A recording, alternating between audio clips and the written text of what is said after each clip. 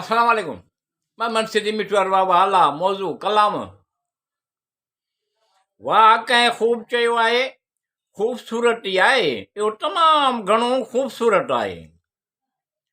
इहो पंहिंजे सोचण जे अंदाज़ में तमामु घणो ख़ूबसूरत आहे। वाह कंहिं ख़ूब चयो आहे, ख़ूबसूरती आहे, इहो तमामु घणो ख़ूबसूरत आहे। इहो पंहिंजे सोचण जे अंदाज़ में तमामु घणो ख़ूबसूरत आहे। ख़ूबसूरती आहे पंहिंजो पाण खे ॼण उदास करे बि माण्हुनि खे, ख़ूबसूरती आहे पंहिंजो पाण खे ॼण उदास करे बि माण्हुनि खे मुस्कुराइण ते मजबूर करण जी सलाहियत सां गॾु तमामु घणो ख़ूबसूरत आहे।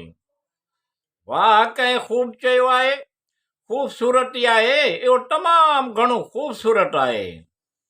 इहो पंहिंजे सोचण जे अंदाज़ में तमामु घणो ख़ूबसूरत आहे।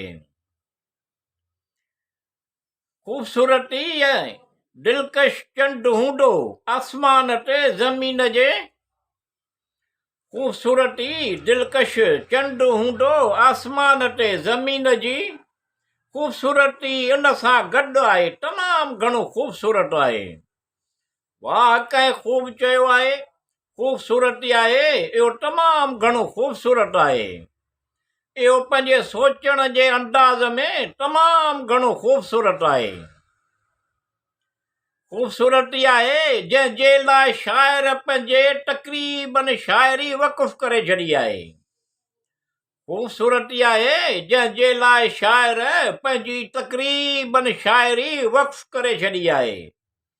जंहिंजे लाइ गुलूकार पंहिंजे सुर नज़रानो पेश करे छॾींदो आहे तमामु घणो ख़ूबसूरत आहे।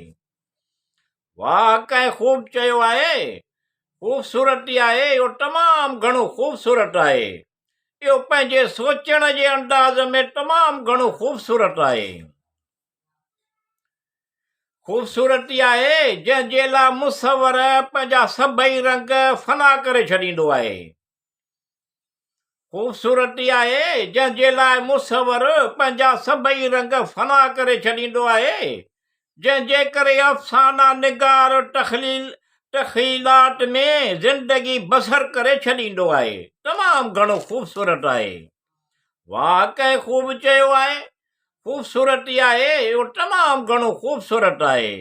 इहो पंहिंजे सोचण जे अंदाज़ में तमामु घणो ख़ूबसूरत आहे। ख़ूबसूरती आहे जंहिंजे करे नावल निगार पंहिंजे कहाणीअ जो रुख़ मोड़े छॾींदो आहे। ख़ूबसूरती आहे जंहिंजे करे नावल निगार पंहिंजे कहाणीअ जो रुख़ मोड़े छॾींदो आहे। जंहिंजी हिकु नज़र जो बतौर मिसाल रखी सघंदो आहे तमामु घणो ख़ूबसूरत आहे। वाह कंहिं ख़ूब चयो आहे, ख़ूबसूरती आहे, इहो तमामु घणो ख़ूबसूरत आहे।